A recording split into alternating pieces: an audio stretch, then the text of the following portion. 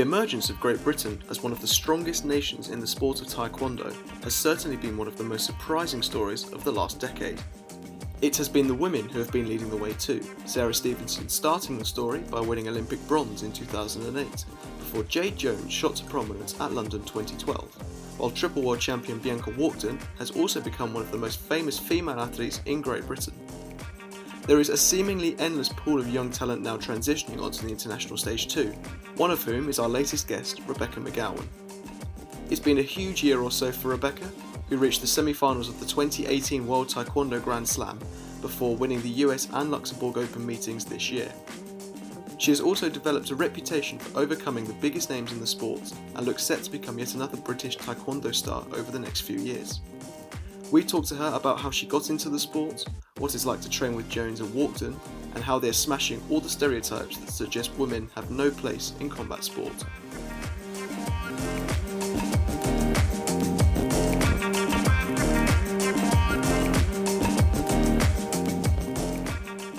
Welcome back listeners to SportSpiel, and as mentioned before the break, we are delighted to have GB Taekwondo athlete Rebecca McGowan joining us today. So first of all, welcome to the show, Rebecca, and thank you for coming on. Hi, thank you for having me on. No problem at all. I guess we'll start with the very beginning, and can you tell us the story that inspired you to take up Taekwondo at the age of just 6? Yeah, of course. So I had a friend, and we were friends, but we used to argue quite a lot, and I found out that he used to do Taekwondo, and I went into my mum and dad and I said to them, Michael does Taekwondo, so I want to do it as well. I want to be better than him at it, so I want to start. Fair enough. And at what point did it become you were the better athlete than him? He stopped not that long after I started, so I guess then. And did he stop because you were overtaking him, or did he just sort of get fed up of the sport? I think he just kind of got fed up of it, started doing football and decided that he preferred football. He was quite good at that. And at what point did you really start to take Taekwondo seriously? What was the sort of moment where you realised you had the potential to make a career out of it? I think I started taking it really seriously when I started competing abroad.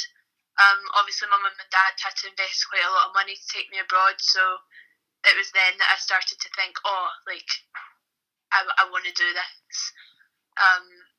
And then I probably started to realise that I could do it maybe as a career when I started to win towards the back end of my cadet days. I started to win then in juniors as well, and then I kind of thought, I could do this, I want to be an athlete, I want to go to the Olympics, that sort of thing. And I guess, what is it about the sports that you love the most? What is it that makes you sort of want to get up and train and continue doing this every day? When I first started, it was just being able to kick people, being able to be quite boisterous and have fun.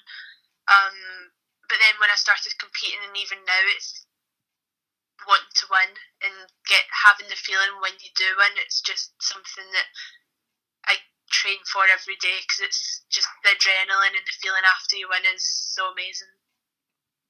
And one of your very early highlights, I would say, is a World Junior Bronze back in 2016. What did it feel like to secure that medal? Obviously, I had been training for it for so long, and it was my first major competition, so I was really, really excited to go to it, and I really, really wanted to win. So when I didn't win, I was obviously pretty disappointed, quite upset about that, but I guess it was probably one of the biggest learning experiences that I've really had. So obviously losing there made me go back to train 10 times harder, and that prepared me for my next competition and my next major. And you've certainly kicked on even further since that success. You've reached the semi-finals of the 2018 World Taekwondo Grand Slam, and you've won gold at the US Open and Luxembourg Open this year. How has it been, and what has it felt like, those experiences? Well, to be honest, I wasn't even expecting to go to the slam last year. It was quite last minute. So the main thing for me was to go over and embrace the experience and just really enjoy it.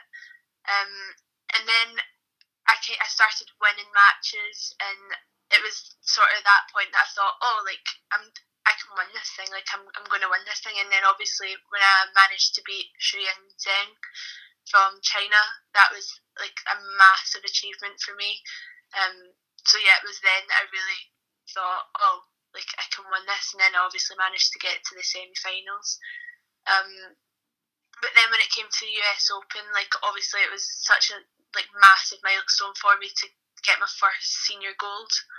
So that was a huge achievement for me. Going back to the Taekwondo Grand Slam, you mentioned that you sort of almost weren't expecting to be there. Did that actually help? Because it's quite a major event, receives quite a lot of coverage, but did that sort of naivety and just sort of unexpectedness of being there actually really help settle you and was part of the reason why you did so well? Yeah, 100%. I think because I was able to go over and just think, oh, like this is just a good experience for me to be here. I didn't really put any pressure on myself. So taking away the pressure and just going to just like completely just enjoy it, not really expecting to be there, it just pushed me on a lot more, and I managed to do pretty well. And we've spoken about some of those successes there. What has been perhaps the highlight of your career so far? I know you're very early on, but you've already achieved quite a lot in the sport. I'd probably say the slam was pretty up there. Obviously the best were there, so that was a good achievement for me. And also getting to the quarterfinals at this year's World Championships in Manchester.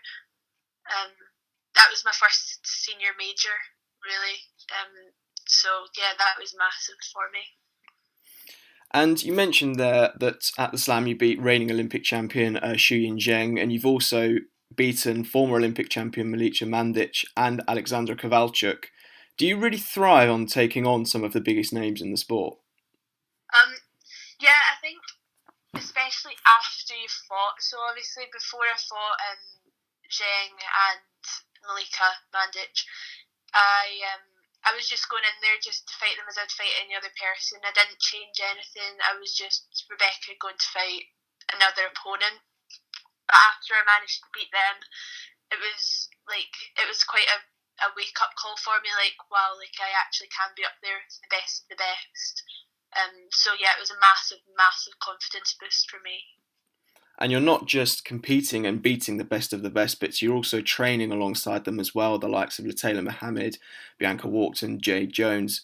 And going on specifically to Walkden and Jones, sort of what's it like to train alongside them, and how supportive are they of you younger athletes? I think like just being able to say that you train with the two-time Olympic champion and world champion and the three-time world champion, like that in itself is amazing. But in the gym, the girls bring like another level of motivation and just energy. So when we watch them train, they train so hard and they fight so hard. So it makes us want to train just as hard as them and harder, so that we can like hopefully get to where they are one day and have achieved what they've achieved. And they're really good. Like obviously they've been here so much longer than us. They've been competing for a lot longer than us. So they're always supporting us, giving us tips and tricks and training, and just pushing us on for our next competition. And how much of an impact do you think those two and the likes of Bradley Sinden, Lutalo Mohammed, Lauren Williams, Madison Moore and yourself have had in terms of inspiring other people watching on to take up the sport? I think like even just having the World Championships here in Manchester managed to put Taekwondo out there so much more. But obviously Sarah Stevenson managed to win bronze at the 2008 Olympics, which gave the sport so much more funding and allowed us to have our own national centre where we've got like the best coaches. We've got amazing support staff, and they all work to give us our individual programs, and everything's based around us and as individuals. So that definitely helps us to improve, and which led to Jade obviously winning 2 Olympics, Lutalo medaling and Bianca medaling. So that managed to put Taekwondo out there to everyone a lot more. So yeah. And so do you therefore think that that funding that's come off the back of that bronze medal in 2008 has made Great Britain such a force in a sport where you wouldn't necessarily say its traditions lie in this country as such. Yeah, 100%. Having people that are Olympic champions, Olympic medalists, world champions, it gives people a lot more to look into in the sport, and it's publicised a lot more now. So yeah, I think it's definitely put Taekwondo out there in the public eye. And it's not just become a popular sport in Britain, especially for those watching it, but it's also become one of the sports that's quite often put at the forefront of the rise in popularity of women's sport because of the success of all the female athletes. And you really are sort of smashing sort of perceptions and stereotypes, and you're showing that women certainly have a place in combat fighting sports and that you can really excel at it. Is that something that you as athletes actually think that much about? Yeah, I think definitely, like especially with the newer generation, just trying to get not just girls but everyone back into sports and participating and being active.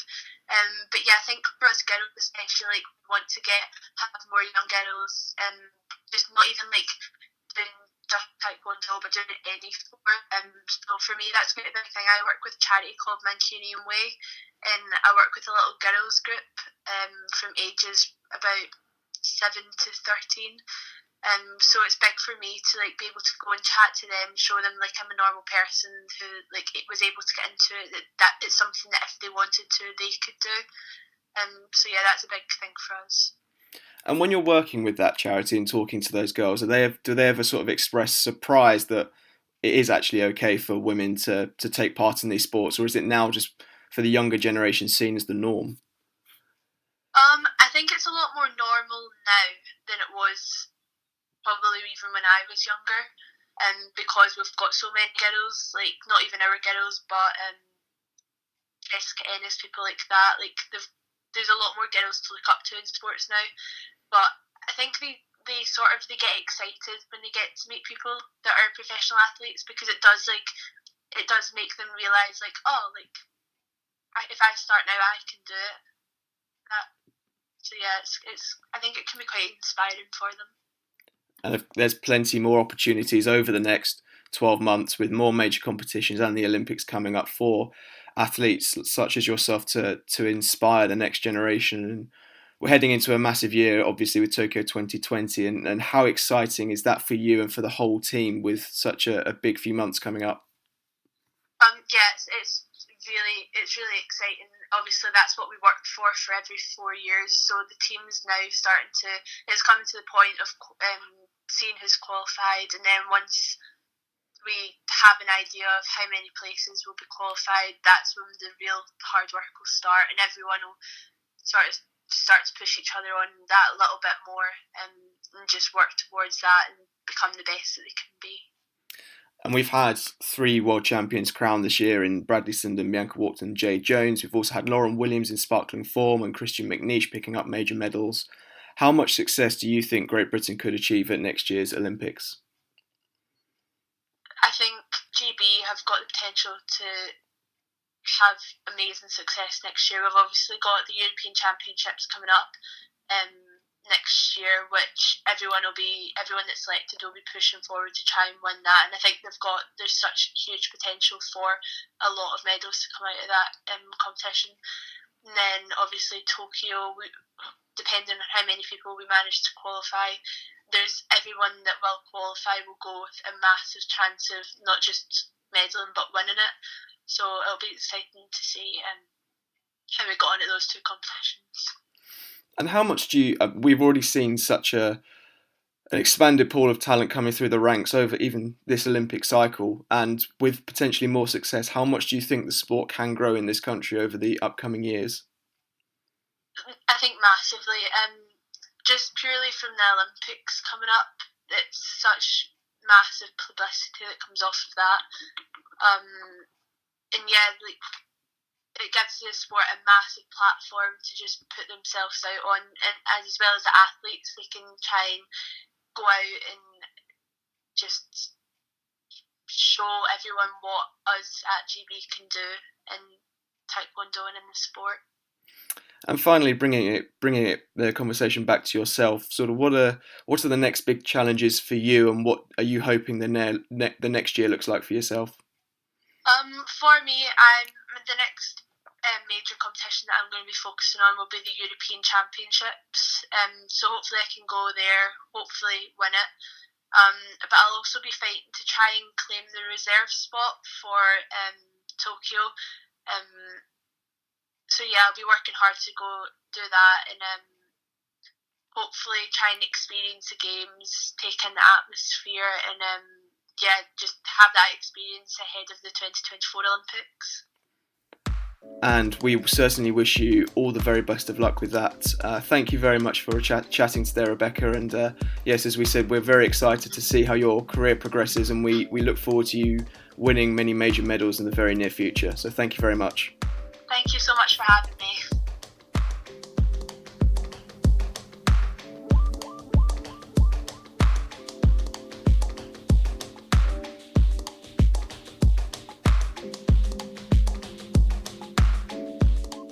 Once again, many thanks to Rebecca for joining us, and to GB Taekwondo for helping to set up the interview. We certainly cannot wait to see how she develops over the next few years, and will be following her progress closely. Alistair is back next week with another feature episode, so make sure you tune in. In the meantime, you can follow us on social media by searching for the handle @SportSpielpod.